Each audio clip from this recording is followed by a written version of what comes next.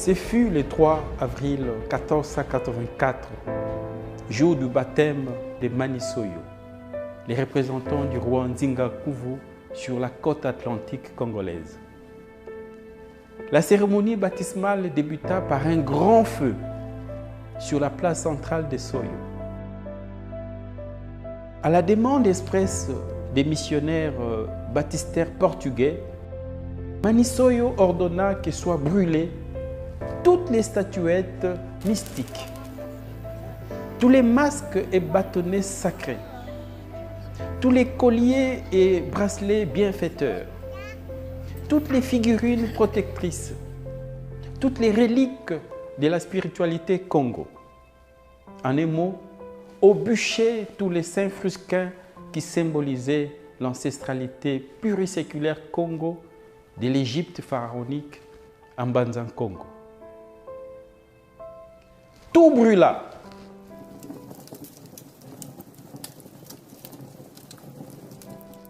Tout sauf les tam-tams et autres instruments de musique, parce qu'il fallait chanter et danser autour de ces grands feux.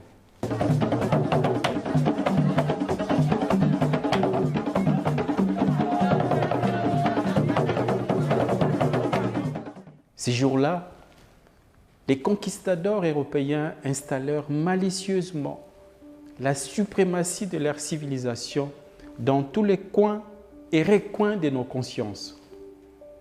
Après nous avoir suggéré l'incinération ontologique de notre civilisation.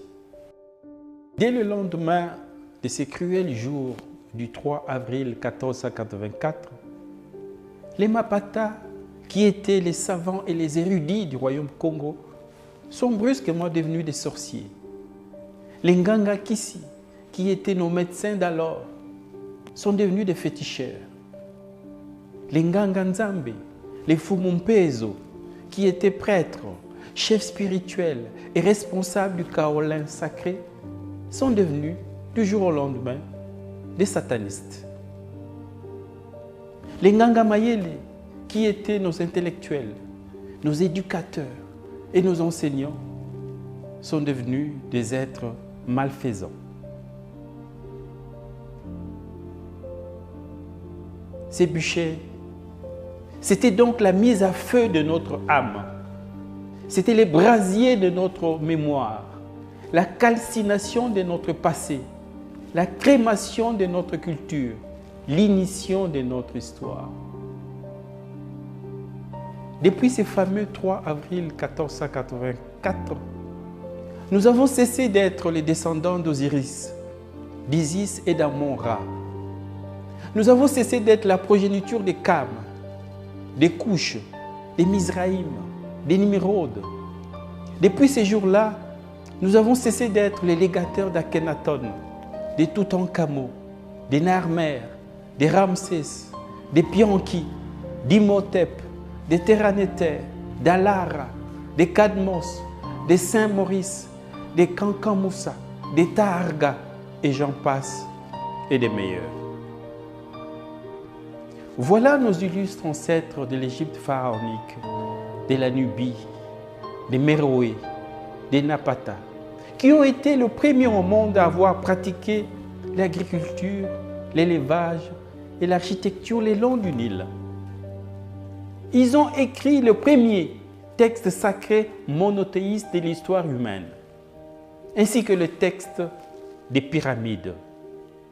C'est toujours eux, nos ancêtres de Kemet, qui ont inventé les sciences, la philosophie, la médecine, les calendriers, les arts, l'écriture, l'ésotérisme spirituel, la religion monothéiste. Dépouillés de notre ancestralité égyptienne et nubienne, nous voici devenus un peuple sans père, sans repère, sans mémoire, sans passé. Un peuple tombé depuis dans la mésestime de soi, dans le mépris de soi. Or, manquer d'estime de soi et de confiance en soi, c'est se croire inférieur aux autres, c'est-à-dire devenir une proie facile pour l'esclavagisme.